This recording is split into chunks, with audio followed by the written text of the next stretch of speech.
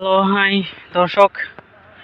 এটা আমাদের নাব নদী আর কি। এটা একটা সাইট। এটা হলো বার্মার যে দেশটা রয়েছে, সে দেশ যেখান থেকে হাজার হাজার রোহিঙ্গা বাংলাদেশে এসেছে এবং আসতেছে এখন সেই দেশ, যেটা ভয়ঙ্কর দেশ একটা।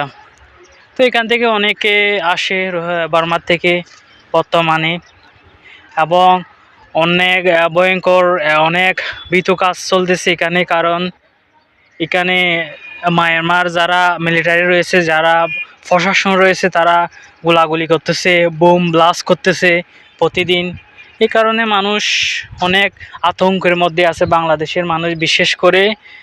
এখানে যখন মায়ানমার দেশে যখন বোম ব্লাস্ট করে, তখন এখানে অনেক সাউন্ড হয়, আওয়াজ হয়।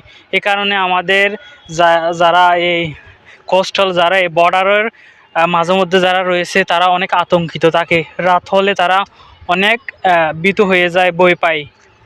এই কারণে এটা হলো সেই মায়ানমার দেশ। যেটা দেখা যাচ্ছে, এটা হলো কিছু ডিয়া বলে।